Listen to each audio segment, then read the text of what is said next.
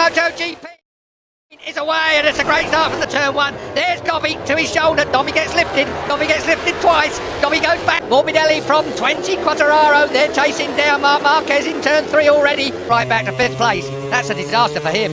Looked like Rossi got a good start. He had to start. He went into Q1 and he didn't get in the top 2 to go through to Q2. So Rossi starts from the 5th. Early for that, but the old Yamaha wasn't slow. No, it wasn't slow at all. Up for him at the moment, and you know these two boys, the Morbidelli particularly, has looked good. We caught a GP team on the Honda, but now he's had that Yamaha. Who's having a look at Quattararo?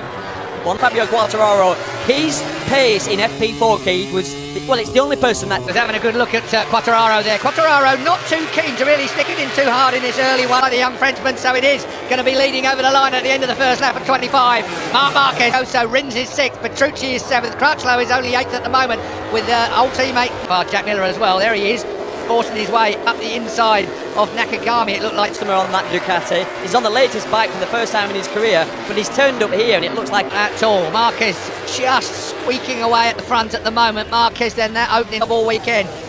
I wonder how cool this Frenchman can be at 20 years old. A lot of pressure. Yes, there was, because he made it. He made one. There was a slight gap. It was like that was like opening a can of beer. Made it bigger. There's an analogy for you. You've never heard before in race comments. You said it, not me. Marquez being chased hard by Morbidelli. Morbidelli's got the pace, growing in stature by every single lap that he passes around here in Jerez. We come to the end of the second lap then. Petronas sponsor, well, okay, that's money, but the Sepang International Circuit that's running for the factory, that's for sure. Whoa, they've run it a bit hot there. The Ducati ran out wide and Maverick all over him. That's Rins we're looking back at, the 42. There's Petrucci behind him on the number 9 bike. You know, Rins looks good, doesn't he? Rins, where was he on the grid? He was down in 9th. It's all about race pace. 23 laps to go, yeah. We need to start looking with 10 laps. Look after them pretty well, and that for me will be the biggest problem that Marquez may have. Those two M1 Yamaha. FP1, he put a hard rear tyre in that bike and he's not taking it out apart from doing a few quality. He does, and the tyre will stay with him. Dobby's looking vulnerable, you know, in that 5th place at the moment. This moment in time. Look forward to him now. There's one thing that thing isn't short of his horsepower, but you've only got one of its big guns. Marquez can't get away here from Morbidelli. It's just so difficult, Keith, to pass because you see how much the Suzuki lost the Ducati, but that was a lot. Turn 1 onto turn 2. Turn 2, drop getting in there hard. It's funny that I read something from Jorge Lorenzo where he said that on his day exactly what you talked about already. So it just sucks you in, doesn't it, Keith? It's that downhill approach to it. Oh, scary. 1 point. Wow. 1 point for Jorge Lorenzo. The second behind his teammate, and we all said he's definitely. Well, it looks like he's going to be on for a podium. It just destabilises him. He's tough. He comes back from it out yet on the Honda. It's a job in progress, isn't it? Well, I think if he rides a motorcycle, having it very long, stable, high, so it's a bit easier to change direction, a little bit more nervous, and you sort of know that's never going to work for him. One thing that was significant, though, which is unusual, isn't it? Marquez looking at his teammate to see where he may have an advantage. Marquez takes 2 in there, and he is the man that is in 6th place, chasing down Dobby yet again. I'll get there in it. Morbidelli from Fabio Quattararo. Might just be having a bit of a struggle. No surprises there. We've got a complete outright new. Just thought the pace would be a fraction hotter by about 0.3. Long way. Yeah, there's still a chance. And I still don't know whether the tyre distance yet. Wigan has done more long runs on the hard tyres than anyone else. They're not using the 4th tyre. New construction is on. Michelin have brought 4 tyres front and rear for this, but they haven't really gone with one. Must have been reasonably happy with what they've got. There's one thing for sure, Keith. These two. No, it wasn't. Here comes Rins. This time he's made it stick at the Jorge Lorenzo here. Here we go. Yeah, and it's that's frustrating. Good on the brakes and comes across in fucking half of the race like the race will come to him. That was fractionally naughty, actually. Dobby took up all. It's almost a compliment to Rins. He did that because he knew if he didn't do that, yeah, Rins would let him off and go straight. Andrea Dovizioso, who's up into 5th place again. Rins have got him. I think Dobby's going to take the maximum points out of this race as he can, as the Yamahas are running away in 2nd and 3rd. Oh, that was hot. Now then, if he loses touch with his teammate, that might be trouble for the young Frenchman. Yeah, just turned 20. It's going to be a MotoGP rider, certainly a Yamaha MotoGP race, where experience comes in. And that's, the more when you end up with that floaty feeling, when you've no grip. Well, Rins has certainly dealt with Dovizioso. Getting the power on as quick as you can on the Suzuki to give yourself the place, the part of the track you want. Rins went past and he'll have definitely wiped Dovizioso's nose. That's the unspoken rule. So it was better to go around the outside. Yeah, Petrucci on the number 9, almost Crutzo having not a happy time either here during the course of free practice and qualifying. Okay, hopefully he will finish the race and will score good points here. There, number 36 in the back of the shot, he's in 11th place. They're all lapping very still with Jack Miller. Number 46, Valentino Rossi. He's got the 43 of Jack Miller to do. So, Pecco Bagnaia down the road on the 63 machine. That is the other Miller's on the 2019 version. Everything okay there, which is great. Just can't get it restarted. Really with the speed of these races, even if you rejoin it, points are not likely. Here we go, then end of the lap down. In third place, it would seem to me. Now then, fourth place is still Maverick Vinales, and then we go back to 0.7. Yeah, fastest lap on that. Yeah, that's more like it, a 37 point. And I'm watching Marc Marquez's riding style, his body language. He doesn't look like he's exactly that. I would think he's very good at conservation as well. So 38.1, 6/10 under the 2015 lap record here. Keep taking the. In fact, Alex Rins, if you look at the Suzuki top class wins of team for Maverick Vinales, but they were in days where the track wasn't in as really Texas was the first out and out proper dry fair era. So gets a bit tight there, Keith. It does. Well, yeah, that's Cal Crutch. And you were right what you said down on the grid. First time they get a chance to go up here. No one's practiced this. No one really. Well, that was tough. Quartararo. Yeah, I think I'll just throw my shoulder on your front tyre. He's 20. He's 20, Keith, and do you know what? He's got absolutely nothing to lose. Nothing at all. If there's a chance of a podium, which currently he's sat in third place, well, French he's worth exactly might just be going through the roof. I think they're already sold out after what he's doing here, that's for sure, because last year they bought them. Now it's Fabio Quartararo, superstar, that's coming good. So, Marc Marquez, just because he's easing away from the two Petronas Yamahas, still Maverick Vinales is hunting down. He's always a late race charger, isn't he? Yeah, he really is. Morbidelli must have made a mistake on this lap. Around here, isn't it? You just go a millimetre off onto the rumble strip a bit too tall, and before you... He's closing this gap down. There's nothing quite like standing on top of him after it and the whole world is patting you on your back just to find that time. Says it all. 0.6 then. Back to Morbidelli and Fabio Quartararo now. Yeah. Even in the time it took them to put that marker on his board. That's right. And on that lap, yeah, and he knows that. I wouldn't mind betting that that's the reason why he's upped his pace a bit. Exactly what I was Alex Rins still hasn't closed it with quite the rate that I thought he would, though. He can't really wind its neck and spin it like he might do. Otherwise, I have nothing left at the end of this. Vinales is right there, but this is the man we were talking about. That's not going to do him any good being out there. And that's the difference with MotoGP now, isn't it? We've said it before. Make mistakes. Well, we've done what? 9 laps, and there's only how many? Morbidelli's lost a bit of rhythm now, hasn't he? As soon as that elastic band breaks, starting to get a little loose now. Oh, here comes his teammate. Oh, that's going to be tight.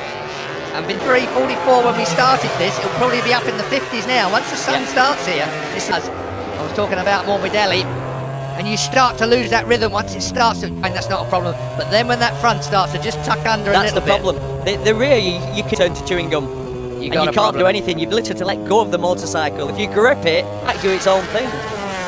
Marquez well and truly away now. Quartararo kept his cool there. It was almost a Danny Pedrosa on the 2 Ducatis last year there. Just then, that was Danny Pedrosa cool. From cool, Fabio. It's quite easy when someone's running on to follow them, isn't it? You almost get sucked into going the... 2 times junior world champion when he was 30. Well, he was junior world champion at 13 and 14 because he was that good. They changed the rules for him, really. They changed the rules. I mean, they went from the earliest entry normally. Here's Rins. Rins on. Yes, good job. Slotted the he could have got that so wrong. So Rins then goes up in front of Maverick Vinales. That's going to annoy Vinales. It's fastest lap. And you would, wouldn't you? That's what I'm saying. He's got that maturity to be a MotoGP rider. Was early to sign him because he was signed very early in the year. But I had it in my mind, if you remember. Yeah. But we were all still surprised because at the time... It was early. It almost looked like Danny Pedrosa would ride a Yamaha really well.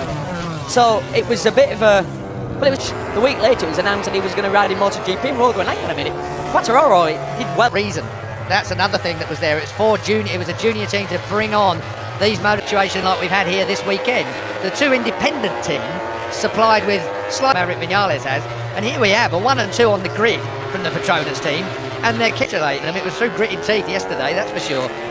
You know what, there's a lot to be said. He's got that bike, and he's not changing it at all. He's not messing around with head angles. I've heard this about like fork springs and stuff like that, but the general base setting of that bike is leaving alone. Whilst he's a week, but you have to really, because you're constantly trying to develop the motorcycle, make it better. Well, you didn't have any extra bits. It's like, there's the motorcycle. Well, get on with it. They were slightly embarrassed. Second group, the man who looks the most vulnerable is Franco Morbidelli. He's here as well. These two had a pretty good close look at each other in a battle in Austin a couple of weeks ago. Motor Racing's manager, his priority is the factory team, but to have seen Fabio Quartararo, well, everybody at Yamaha is going to come out in sympathy for the Frenchman. Simon, I think you've got some right guys. When the mechanic lifted the gear lever up, it looked like it was because it was touching, it wouldn't return, so it wouldn't change gear. So it's something as simple as that. Fine, I know the Michelin guys with me here at Teramasso. The car, I spoke to a few riders and they said from 10 laps to go on, grip front-wise. They said it's really hard on the front tire to this track. What do you think?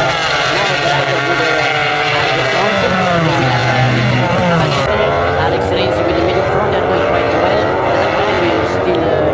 Is there more chance of falling off in this time? Is there more chance of crashing in this time? Thanks to Piero Teramasso while we've been speaking there. Places now. Yeah, said he was looking vulnerable, Steve, and he's just running out of place, trying to find a way through on Jack Miller, who has been unable then way wide. Valentino must be sick to the back teeth of this view. He's only been able to evaluate and assess the strengths and weaknesses of Jack Miller on the GP19, that's for sure. Not giving up the charge for the top six, because the Franco Morbidelli, a welcome return for him after all the drama and disappointment of Argentina. His move on the inside into turn 13, he's left it too wide though, he's left it open, Kruger behind, and Alex Rins in second, but still has a huge advantage. Vinales third, there is the two yet. Yeah, I was going to say Vinales is going to have a big job on his hands holding off the two factory Ducatis. There's nothing between their lap times. The decent, consistent rhythm. Here is Jorge Lorenzo. Now, with the greatest coming in this weekend, Jorge Lorenzo fighting for 2 points against that package. Jack Miller, he's up the inside of him at turn 6 at the closer corner, and finally, 7 laps to go for Rossi to try and make up another place or two to keep him this weekend between Lorenzo and Paul Espargaro. Didn't see this one coming at all, but way he was going to really kickstart his Honda career to his first podium in the Ducati. A bit of a lonely second place here right now. He's got almost 2 seconds over Maverick Vinales, trying to keep at bay the two Ducatis behind. They're lapping similar at the moment. Been John so far though done by Vinales. He's been completely overshadowed recently by his team. Cal Quattro is about to fall behind the boss as well. Valentino Rossi's about to come. Good fight, Franco Morbidelli. He's dropping back through the pack now. Rossi has indeed then. Rossi didn't really have to fight for it, and now he's got rid of the try and launch an attack. Easily the speed to dispose of Crutchlow, and he wastes absolutely no time whatsoever. So Crutchlow with relative ease. He just shows you how important quality 3.72. That was a smidgen slower than Mark taking through. Here is Valentino Rossi there. Yet again, Dovizioso versus Benfica. A tenth he took out of Vinales on the previous lap. Here's him in Texas when he was long on the distance. Seems to recall an EV race, which is not a bad stat really when you think about the amount of times. Quite a nice change to see no jump starts appear on our time screen as well from earlier on. After a better showdown between Rins and Marquez. Have Rins not had to work so hard? A home podium for the first time in Motogp, however, it's Maverick Vinales. Well, all three of those guys battling for third and looking for their maiden Maret podium. Dovizioso knows as well, Steve, that these are precious points. Not many of them up to Davos. Vinales' pitboard clearly telling him how far laps to go. Dovizioso can get past Vinales. He'll be locked on points with Mark. Good try here. I'm just about to say he's had a really unlucky period. He's gone down that turn 30 in Austin and he's crashed out here in Jerez. So tough, just not converting it right now into top level results.